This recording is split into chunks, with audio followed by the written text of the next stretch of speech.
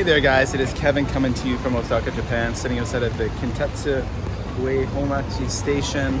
It is a rainy day here and I'm just shooting a kind of quick and dirty vlog.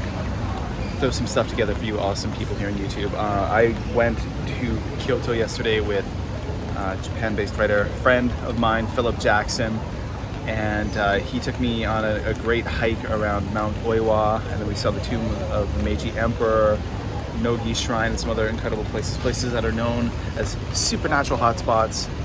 Filmed incredible stuff, recorded an episode of the Supernatural Japan podcast, it was a really great day.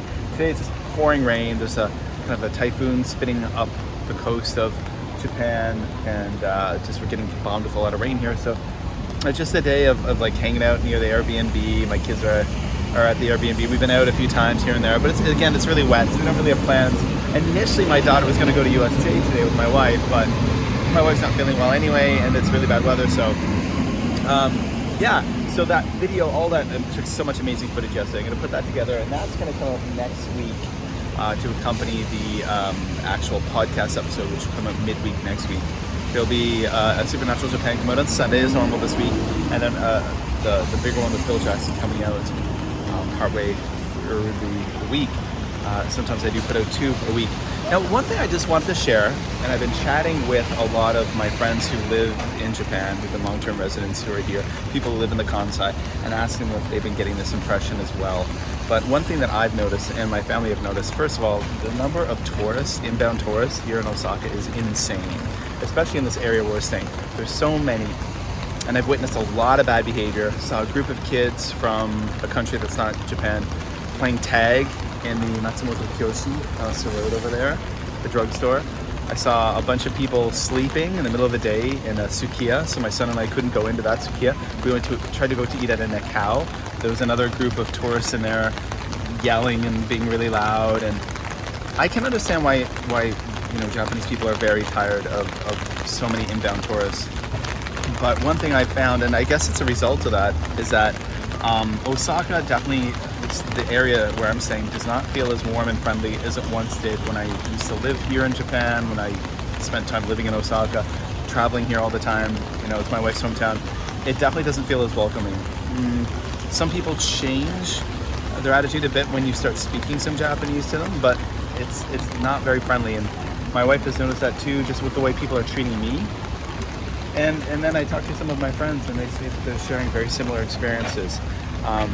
They say that maybe it's not like that in Kobe so much, or in other areas of the region Kansai, but when they come into this area, they definitely feel the kind of cold shoulder that they didn't feel before, which is an unfortunate side effect of having too many tourists coming into a place too soon when the infrastructure isn't ready. And it's just clear, like, people don't know how to behave. And I think, yeah, oh well, observations. Now let's go check some things out and continue this. So this is the Kintetsu station, the main one in Osaka Homachi station. I just found that there. The Kintetsu department store is here. I'm popping there in a moment and get a drink. And you can see over here is the station. Tickets over there. The trains are right over here.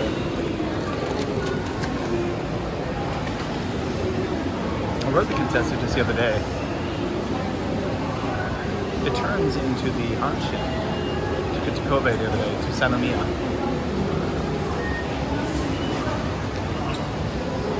Yeah. So you see the trains on the platform. Nice. Another thing I'm not used to, the last 2 videos I uploaded, I am not used to having really bad Wi-Fi connections. So in Malaysia, which is a place that poses a lot of challenges to live in many other regards, but I had great internet connection, so I could upload like a 10-minute video, 15-minute, 20-minute vlog in just a couple of minutes. But here, like a 10-minute vlog is taking me like an hour and a half to upload on the Wi-Fi that I have. So that's a challenge I wasn't expecting. Hey guys, how you doing? Coming to you again on this Thursday rainy day, coming to you underground from the Kintetsu station, Uehumachi station.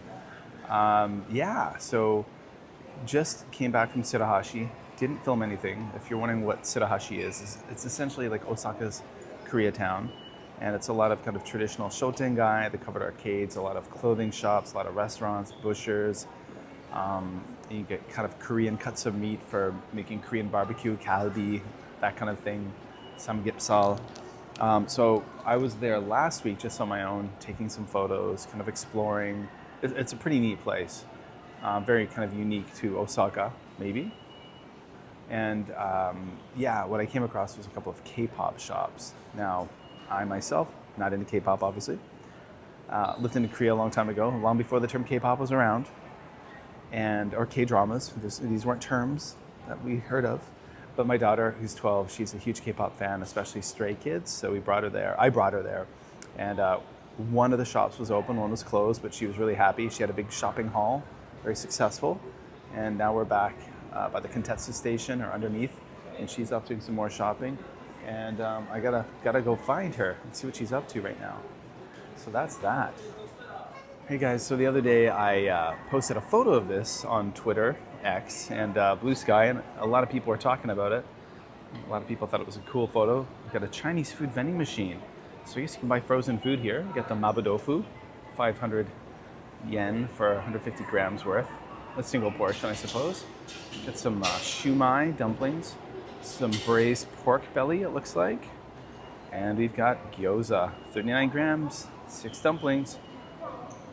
Get your frozen Chinese food here. Hey, why not? Pretty cool. Hey guys, how you doing? Out again. I was excited to come back out for a walk because the rain had finally stopped today, and I was like, oh wow, I'm gonna go back out for a walk. And then as soon as I step out, the rain starts again. Yeah, interesting day, interesting conversations at my house, and interesting conversations with friends of mine who are long-term expats here. And kind of to go back to what I was saying earlier in the video about the kind of change in vibe. It really seems in the touristy areas. Something happened. I just went out for dinner with my kids, and this is new for me because it reminds me of when I lived in Korea back in the early 2000s. I'll always remember, for example, and this used to happen frequently, when I lived in Korea, my Korean wasn't bad. My Korean was actually always much better than my Japanese ever was. For some reason, it was just a language that was easier for me to learn. It really stuck easier in my brain.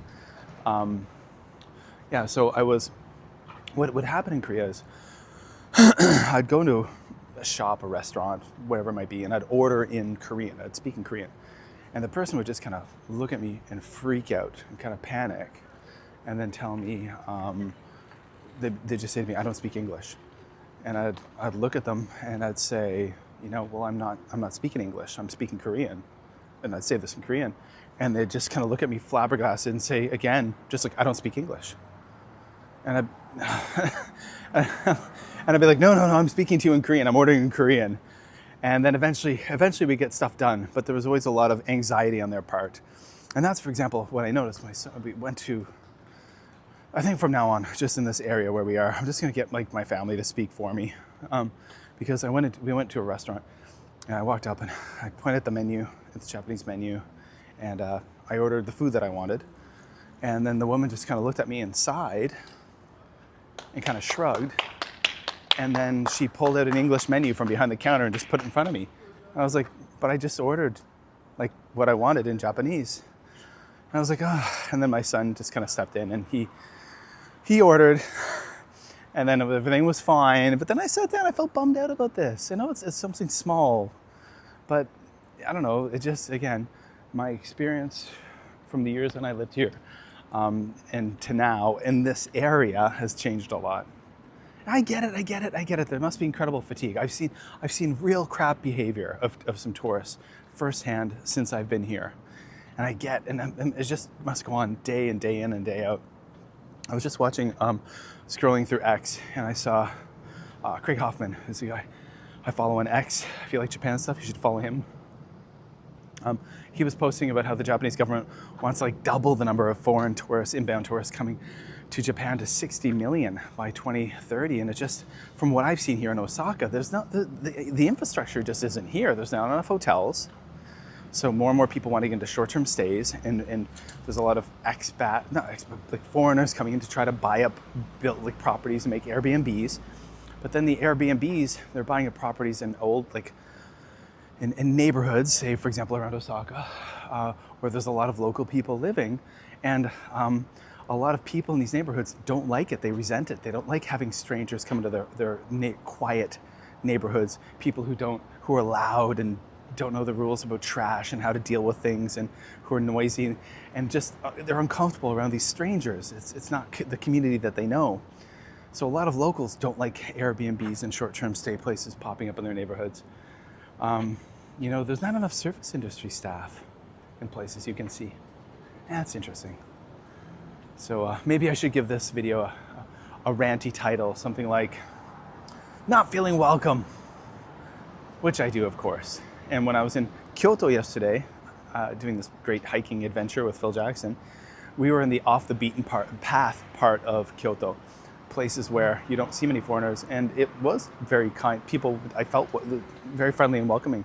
Tomorrow I'm going to go to Kobe. I'm going to spend the day in Kobe.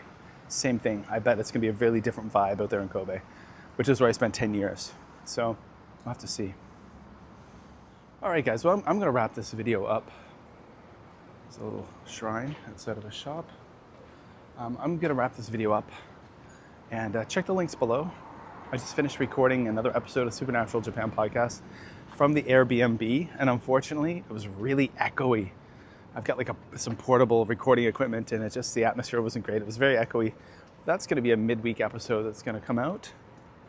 You'll see there's going to be the regular Sunday episode, and then there's going to be this probably on a Wednesday afternoon. The big hiking adventure and haunted Kansai will come out with Philip Jackson. And so that one is the intro part and outro part are using portable Rode mic, USB Rode mic I've got attached to my MacBook. And then Phil and I, when we were hiking, we were using my DJI mini mics, like the one I'm using right now to record this. So yeah, it'll be a bit of a different vibe, but it's gonna be fun. It's fun conversation. All right, guys, well, that's it. Check all the links below. Check the links below to Supernatural Japan. Wherever you listen to podcasts, go give it a follow. And just follow me on the socials. Just sharing a lot of photos on Instagram of the travels and this and that. And that's it, guys. From the Kintetsu Uehomachi area of Osaka, a stone's throw from Dotonbori, which is why there's so many tourists here in Shinsaibashi. Me, it's Kevin. Take care, folks. It is good to be back in Japan. No doubt about it. Even when there's little things that kind of irritate you, if you're in my situation. All right, well, I'm going to film some stuff in Kobe tomorrow.